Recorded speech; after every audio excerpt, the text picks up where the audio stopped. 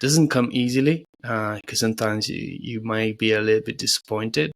There are things that you may not want, but understanding your values and what they are, what makes you, is kind of the first step.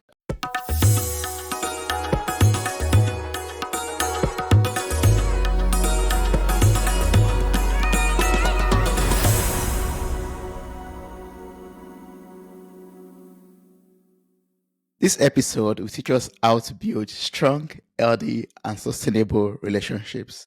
Helping us with this is a certified personal and professional relationship coach. Welcome to the show, Nick. How are you doing?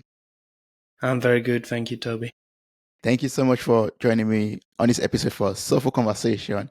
I really appreciate your presence here today, and I'm looking forward to learning so much about relationships, learning also about communication and everything that we need to build strong, healthy, and sustainable relationships. But before we dive into all of that, I would love to start from you personally. I would love to learn from your life journey, from being born in France, losing your mom at a very young age, who was the compass for your life or your compass in life, and also having a challenging early professional life. So, Nick, is it okay for you if you share this story with us and how all of these experiences led you to become a coach today? Yeah, sure. So it's actually, as you said, it's I haven't had a terrible childhood really, but I did lose my mother when I was 12. And I think to understand where I come from, you need to understand where I grew up. So I grew up in a family of wine producers, which is very much the people that are linked to a land and work the land. It has a particular mindset, which is not bad, but you need to understand that they're not the people that will be the most comfortable talking about feelings and the most sensible and sensitive people, if that makes sense.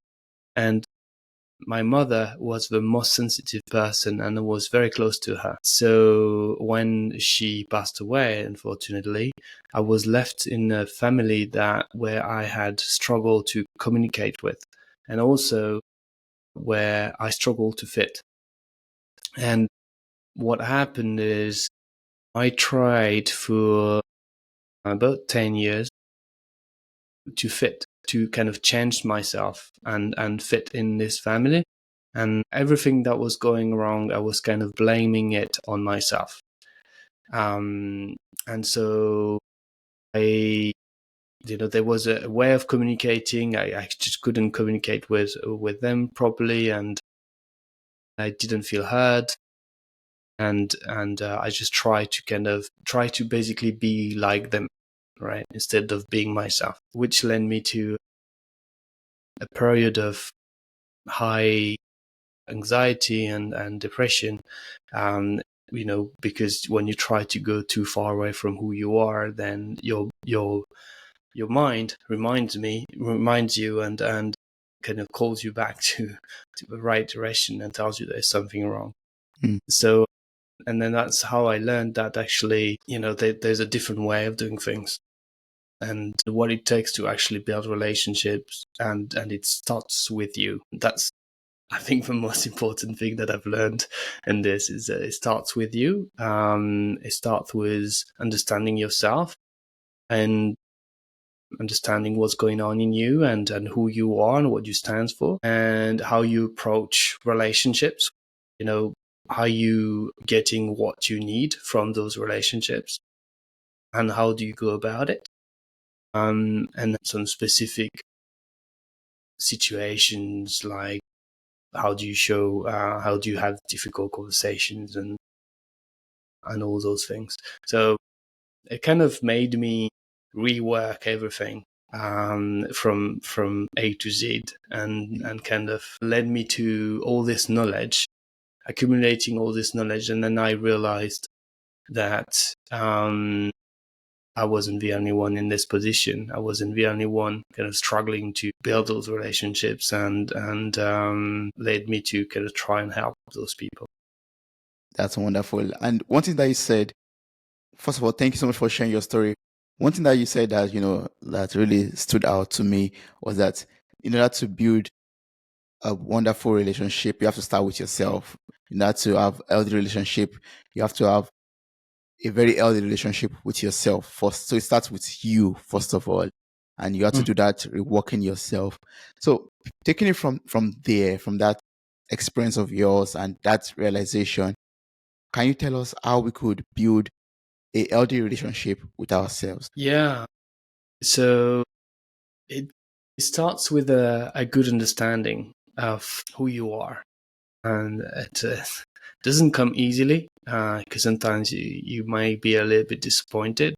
There are things that you may not want, but understanding your values and what they are, what makes you, is kind of the first step, right? And because why is this important? Because as soon as you derive from it, then your mind automatically is put under strain because you're not respecting yourself. And that hurts. And that creates a lot of strong feelings, difficult feelings to understand, right? So first step is that. And then understanding your emotions is a second one. What's going on in you at all time? It's a very interesting process, actually, and very exciting. When you start understanding that your emotions are yours, no one else is responsible for them, and actually it's alive. It gives you a lot of information about yourself. It's very exciting because it helps you understand yourself. It's data. It's data as much as, when you're tired, or when you just had a long walk and your legs are tired. It's data, right? Your body is sending you information. What emotions are the same, and when you start understanding them and listening to them instead of trying to push them away, it's a change of life. Yeah. Yeah. Our body keeps on sending us data, and we have to make use of this data to, you know, move forward and understand what to do or how to deal with To the make situation decisions. and Yeah. make decisions. Yes. Yeah. Yeah. And when you talked about suppressing your feelings because maybe, for example, you refuse to process the data, or there's no one around in your surroundings that that approves of it, of you expressing yourself. Sometimes I think this could lead to sabotage, right? Like we sabotaging ourselves, or is that right? I'm trying to understand that.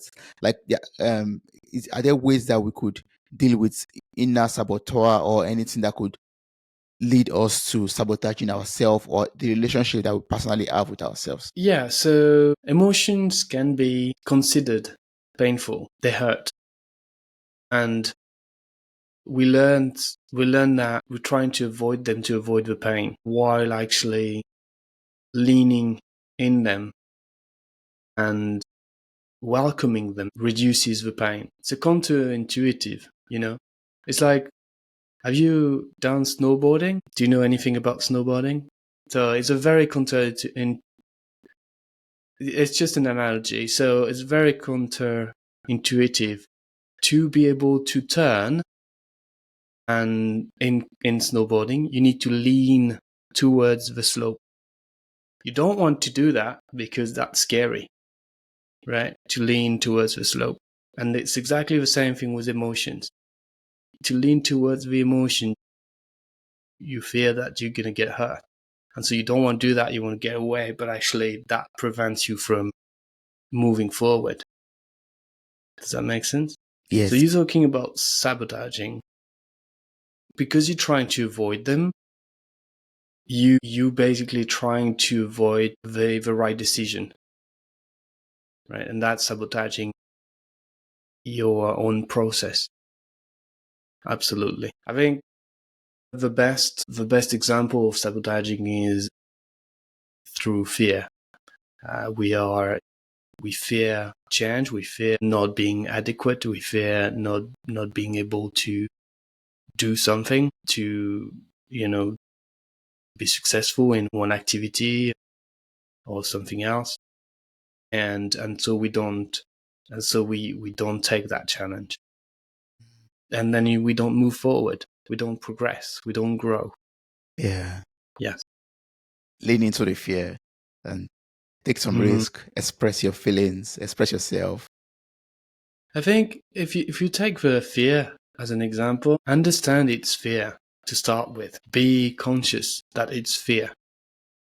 And then it's okay to be afraid. It's absolutely okay. Don't judge yourself for it. You're human. It's normal to be afraid. And fear is good in some situations. And then use it. Use it, to move forward. And how to move forward is you lean on your values. I have a strong value that's connection, for example. If I want to build a connection, but that's going out of that particular connection will go out of my comfort zone, I'll get afraid. I'll be afraid to go there.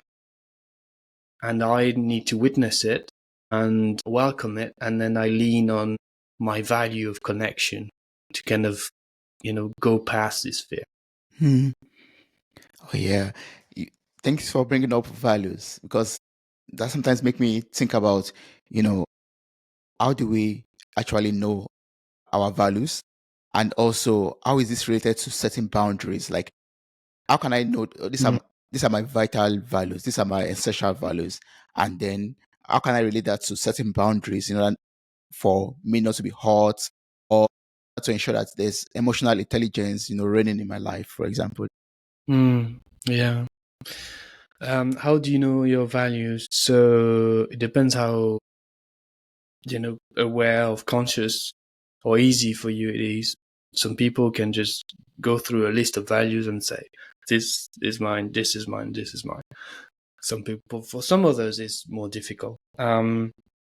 What is really representative of your values often is remembering situations where you felt fulfilled, where you felt good, right? And trying to extract from those situations the values that you were living. So let's say, if you're happy when you are amongst friends doing some hiking, for example, exploring some place that you don't know, there's potentially some value around adventure and connection and belonging and stuff like that, right? So it's like you remember those situations and then you extract values. That's a good way of doing it.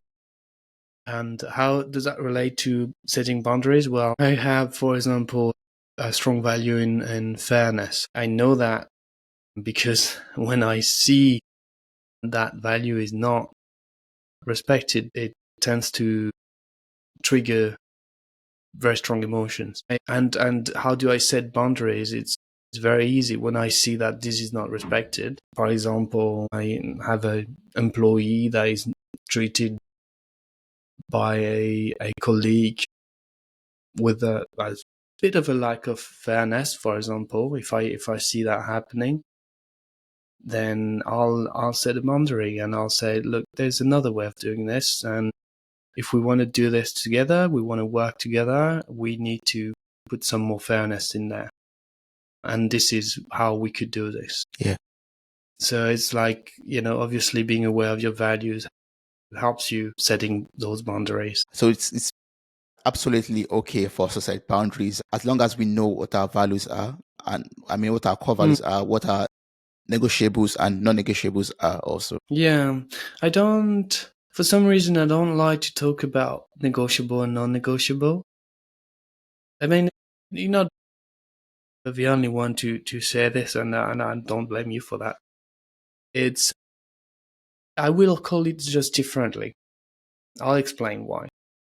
The negotiable, non-negotiable straight away puts a hard line that will create emotions in the other person straight away. It's the word that creates that, because it's like, oh, you shall not pass, kind of thing, right? Yeah. But if you try and say rather, look, this is strong for me, this is very important for me, and this is how you can do what you're trying to do, and respect that for me. Does that make sense? Yeah. And the best way to do this is to understand what value the other person is trying to show. I had a conversation, really long conversation, with a colleague once. They had a strong value for fairness, and I was trying to show it, and they were trying to live their value of professionalism. Neither is wrong, but in that particular situation, one was going not against the other, but we were not trying to fulfill both values. Mm. They were trying to fulfill their value. I was trying to fulfill my value. Yeah. Yeah. But then, when I became aware of what they were trying to live, then I was like, okay, how can we live both values at the same time? So professionalism is Mm-hmm. also a value of mine. It's not as high as fairness, which is fair enough, Mm-hmm. but it's still a value of mine. So I want to, live that too. Yeah. And let's, find a way that we can both live that. So looking for common grounds basically helps a lot. Yeah, or like a common point forward, Mm. let's call it. It's because common ground is where we are in Yeah. the middle. A common point forward is where we look to together. Let us rise together to a point where we could understand each other better. Exactly. Yeah. Yeah. Yeah. Understood. Thanks for clarifying that, so explaining that. And I would like just to pick up from, the example you made now with you and your colleague speaking about your values. Yours was fairness, and for the other person was like, professionalism, trying to live that. I would like to just take this example and, relate it back to communication. Like now we've talked about relationship with ourselves and avoiding self-sabotage and what we could do to ensure that we are able to have a better relationship with ourselves. So I would like us to then also talk about how we could have a better relationship with our colleagues too. So Mm, from your experience yeah. in the corporate world and your experience generally as a coach also, would you say there's like a best way to communicate or to engage our colleagues? Yeah, it works both ways, right? You need to understand what's going on in you, because otherwise what's going on in you will control you, Mm. right? So you want to understand that, and you want to take this as data for the conversation, and also you want to understand what's going on in them. Try and understand as much as possible. And so you're asking what's the best way of communicating with others, with colleagues, and that works in any kind of relationship, is listening. And it's, we talk about active listening. It's a pretty big word. Everyone knows it. I like to say, start with listening to understand. So rather than listening to think of a counterpoint, listen to understand. Listen and be curious. Understand what, not only what people are saying, but what people are not saying. What's behind what they're saying. And ask questions. Check your assumptions, because the moment is disarming. The moment you ask questions and you're curious and genuinely curious, I'm not talking about being curious to kind of prove them wrong. I'm talking about being genuinely curious. The moment you do this, they will feel heard, and they will automatically feel like they want to collaborate. Right? Yeah. That's the starting principle. Mm. Yeah, but what if let's assume that yes, we've already mastered this act of listening to understand, or active listening. But then you notice that in this conversation of yours, it's turning into a conflict. Things are becoming toxic, or it's becoming so, I don't know, a bit violent. Basically, how do you navigate that kind of communication to ensure that you are able to resolve any conflict that is coming up at that point, and then you're able to Mm. deal with the situation without having to exchange bad words or negative words, or making things escalate beyond measures? Yeah. So there are a few principles that, on top of being curious, Mm. that you can apply. First of all, if it's becoming toxic, um, the the underlying meaning of this is that it's going somehow against one of your values. One thing that is very important here is assertiveness, right? So if it's going against something that you believe in, then you better stand up for it and communicate it. Look, I feel like this is going against this or that. That is very important to me.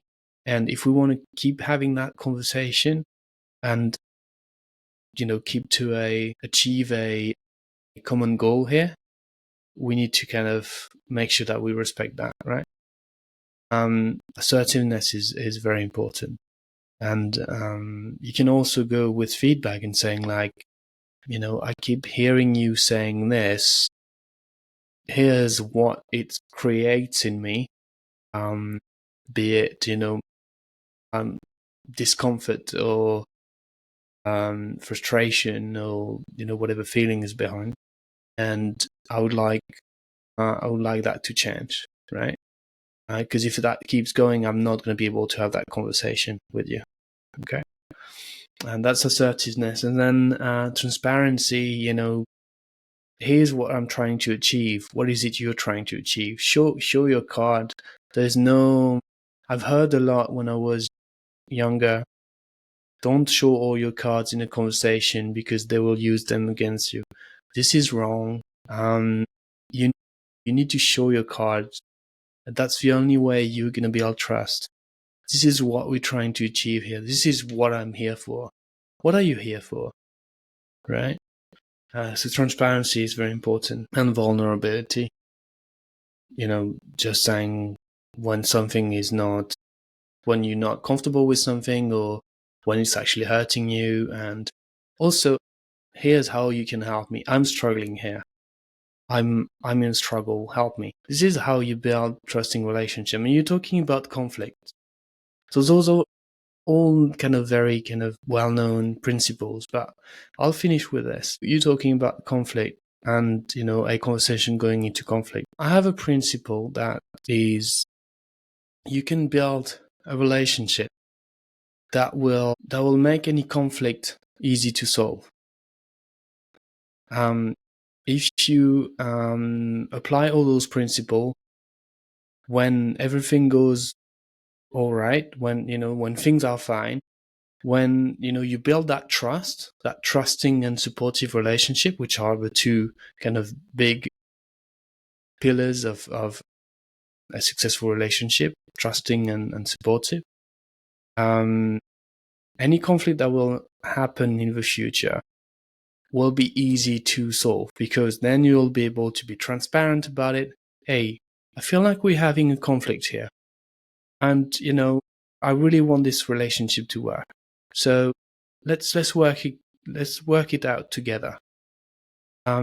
This is what's happening here. This is how it makes me feel. How does it make you feel, actually? What's your point of view on this? What's a how do you want to deal with this? Engaging the other person, right? Yeah. That person. That sounds very, very calming, actually. Even you explaining it on its own, like, I mean, but I think sometimes at those moments, we just let go of every rational thinking. Now just make things explode as they come. Hmm. So I think to actually apply that principle of yours, one has to really take that time to hold back a little bit and pause, and then before reacting, basically, or no, before responding, actually. else one could lose yeah, his or herself in that moment. Yeah. yeah. A big majority of people, I think, they don't communicate like this, and when there is a conflict, it's gonna go, all yelling and big words, and not violence, but let's call it more like friction, right? Mm. There's two things here, and are important, I think. If you don't want, if it's affecting you too much, then don't hesitate to call it out, and to pose the conversation. Look, I'm very high emotionally right now, and I don't feel like I can keep having that conversation because it's influencing the way I'm thinking. I don't want that. I want to be more, to be calmer and to be in control of those emotions, instead of, being all wild. And you can do that, right? And another thing is something that I've learned a few years ago is I was talking about earlier. You're not responsible for the other person's emotions. So don't take it personally. When someone is angry or frustrated or sad or, whatever the emotion is, even excited or happy, it's not your emotions. So when you are into a bit of a tense conversation, it's their emotions. So kind of, you're not responsible for them, and don't take it personally, right? Um, it's a hard thing to do at the beginning, but I think it's very important, because then you can let go of it, and kind of see the person not through the behavior that they had when they were high emotionally, um, very high, but for the person that they are, Mm. right? And that helps a lot. That helps a lot with having a successful relationship. Yeah. Yeah, it helps a lot. I mean, yes, don't take anything personally. Don't take anything too serious. Yeah. I'd like to learn about your coaching program, coaching services, because I've learned a lot already from this conversation, and I can imagine there's a lot more one could learn when one has like a personal coaching program with you. So I'd just like you to share with Mm. us how, what you do for coaching and what you have to offer us. Yeah. So I specialize in something that is very close to my heart. That's emotional intelligence. The four kind of quadrant defined as self awareness, self management, social awareness, and relationship management. And this is all theory. Obviously, this is all tools that can help you in different areas of your life. The people that come to me usually come for either the professional side, and very often, they're leaders. They want to kind of be better leaders and be better at influencing or inspiring people, helping people grow and achieve kind of business objectives that they have. They want to be better at working with people professionally, right? And then another part of my clients are people that want to improve their relationships in their life and have more like fulfilling relationships.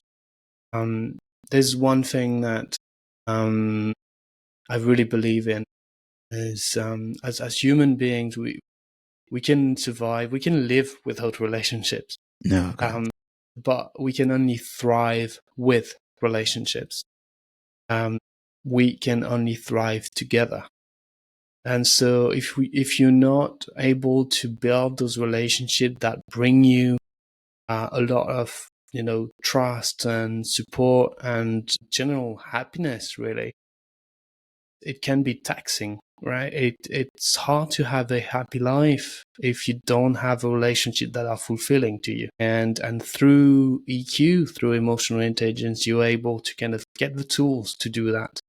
And so I use that with all my clients, and I work with them from like 6 to 12 months, sometimes a bit more. And I really help them kind of build those tools and build those relationships and those skills that help them, thrive through life. That sounds so beautiful. That's good. I'm going to place the link to your website in the show notes of this episode for anyone who is interested in checking out the kind of coaching programs that you have, and maybe he wants to take part in one of them. Person can just visit your website, click on the link, copy the link, and reach out to you directly through this website. Before I let you go, I would just like to ask a question. You help a lot of people with their relationships with themselves, relationships with other people, relationships with workers in their company, like with teams or colleagues also. But there are some people that still have to deal with relationship with themselves because maybe at this very moment they are lonely, they have no one around them. So Mhm. how can such people replace loneliness with confidence and a sense of belonging also? Yeah, yeah. Self-confidence comes from knowing yourself, knowing your strength, and also knowing your weaknesses and accepting them for what they are and leaning on them. Um, so, really what changes people's self-confidence, what increases it, is kind of knowing themselves better and kind of accepting it, like being like not judgmental about it. And when you understand who you are, and it makes you happy, first of all, like it's something that is priceless. So I'd say it's a first step, and then there are many more after that. It's a life journey, but it's like I do a lot of kite surfing, and in kite surfing you can actually get on the board and have a lot of fun very quickly.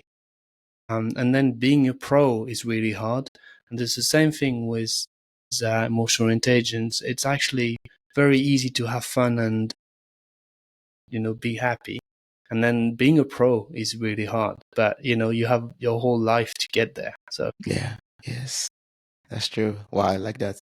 Get to know yourself better and just take those steps gradually. And before you know mhm. it, you believe in a life of confidence and you belong. You feel that you belong. And you just feel alone in the world, basically. Thank you so Yeah. much, Nick. I really appreciate this. Is there any other way we could reach out to you, maybe connect with you, maybe on socials or any other platform that you prefer? Yeah, people can contact me on my website. Also, I've got a few fun thing to do on my website. I've got a document that is called 10 Habits of Successful Relationships that people can download. And this is mostly what we talked about, plus a few more things. And I've got also a test for emotional intelligence, which people can do and see where they stand, really. So it's a fun thing to do, just to learn about yourself. And contact me. Mostly on LinkedIn, and my website. Website. Once again, the link to the website is in the show notes of this episode. So click on it one more time. You find all the details, and maybe that quiz could be a good one for you to know your emotional intelligence. Thank you so much, Nick. I really appreciate this. It was so wonderful speaking with you and learning so much about relationship and communication. This was so wonderful. Thank you. Thank you, Toby. Thanks for having me.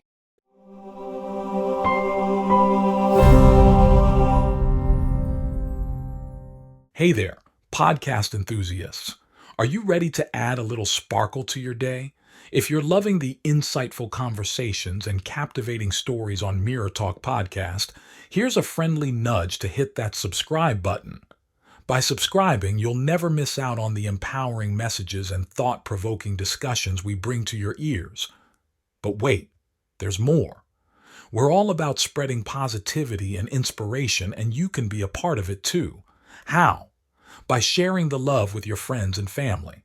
Share this episode with your loved ones, and let's create a ripple effect of empowerment and growth together. And hey, if you've been enjoying what you hear, why not take a moment to leave us a glowing 5-star review? Your feedback fuels our passion to keep delivering content that resonates with you.